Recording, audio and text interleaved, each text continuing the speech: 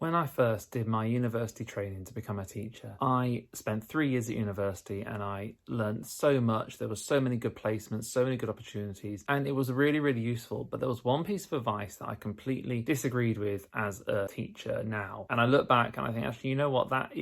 It's absolutely crazy. And the biggest bit of advice that I kind of massively disagreed with was that teachers shouldn't be on social media. And the lecturers put it across that actually we shouldn't be on social media. You shouldn't really have a social media presence because it's all about being professional. And that was kind of two things that they couldn't put together. They couldn't put the fact that you can have a professional social media presence. And that really stood out to me because from going to sixth form before I went to university, there was a lot of talk about how things like LinkedIn, that can be a really good asset to your personal profile, to your business profile, to your professional profile. And so all of a sudden then turning up at university and being told actually we shouldn't have social media, that really didn't sit right for me, and it really doesn't now. And so that's why I wanted to make this video, to say actually that's not something you should be worrying too much about. There are some things you should look into. And first of all, if you have personal social media presence, so for instance I have a social media account on Facebook for my friends and my family, and that one is I've made sure all the privacy settings are on. It is locked down. I don't think it is really possible to be found, and if it is possible to be found, you can only see the profile picture, and that's about it. And obviously if anyone does try to add me on there, then it's only people I know personally, so friends, family. They're all the people that I have on Facebook. And I think that is very important, to make sure that your privacy settings are set, that actually if a pupil does go online to search for you on social media, which I'm sure they have done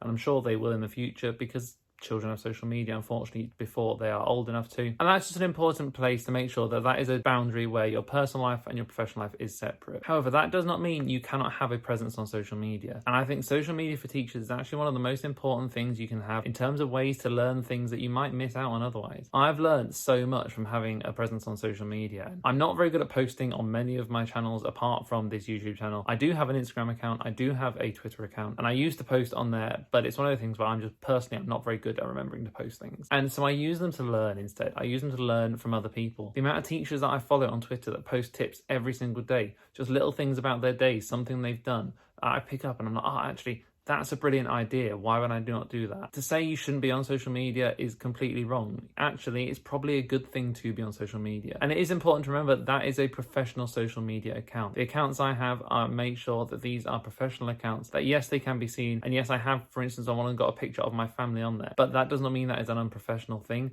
I talk to the children in my class about the fact that I have a family, about brothers, sisters, parents all the time. That is part of being a teacher. There's just a line to be drawn between your personal social media and your professional one, and making sure it's consistently professional and consistently acceptable, that if anyone wants to have a look at it, then they should feel free to. I know before now I've spoken to parents of children in my class about the fact that I put videos on YouTube. I know there was one parent who, her daughter was going to start training to be a teacher and she was going to go start studying at university, and she asked if she could watch the videos on my channel. I was like, absolutely, they're there to help people to know what it's like to become a teacher. That's what this channel is all about. So I just wanted to talk to you guys today about whether or not you should or shouldn't have a social media, and it's something that you need to make sure that is professional but is so useful. On Instagram, the amount of pictures I see and videos of different things where I'm like, oh, you know, I should use that in the classroom. I could totally do that with my class. They're the types of things where I might not necessarily think of it myself. I'm not the most creative of people, and when it comes to like arty, sciencey lessons, I use inspiration from all sorts of different sources to make sure the lessons are engaging, interesting, they're fun. And personally, it's not something that I've ever been particularly good at, so I always have to make sure I'm practicing and getting better at it as time goes on. And that's where things like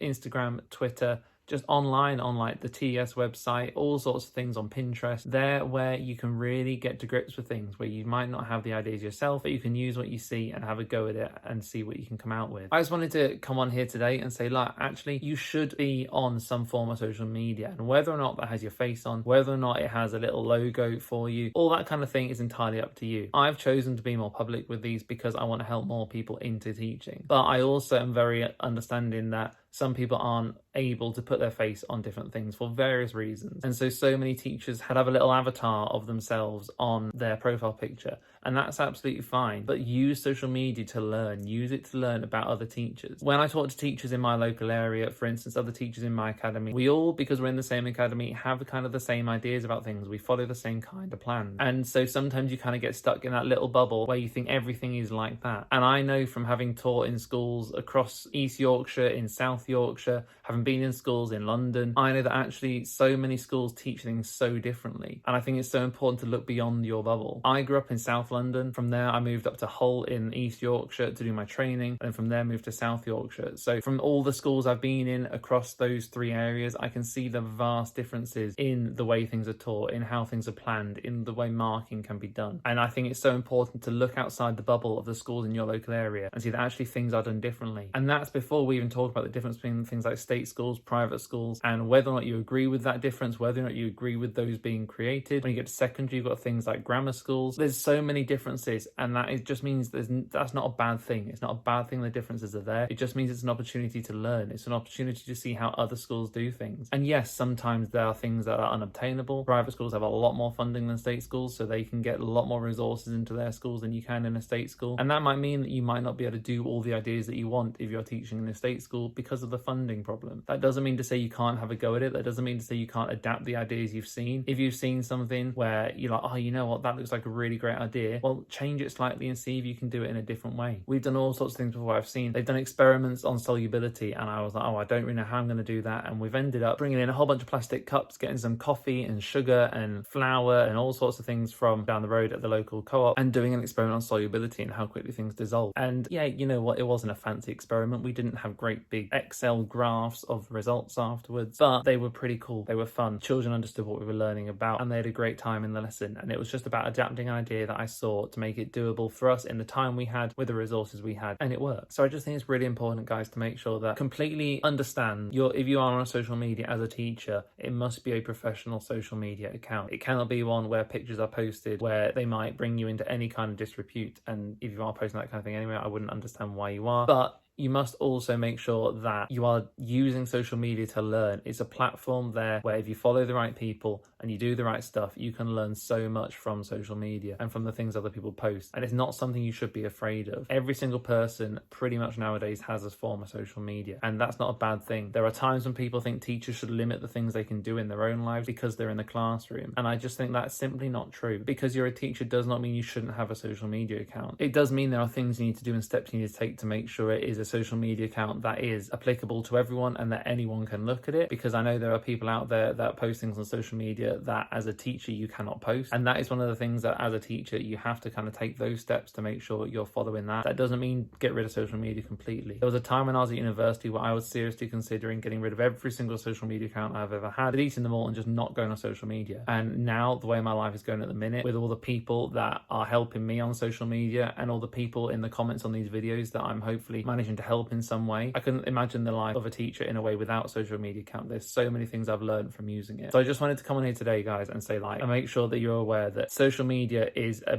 brilliant tool when it's used in the right way.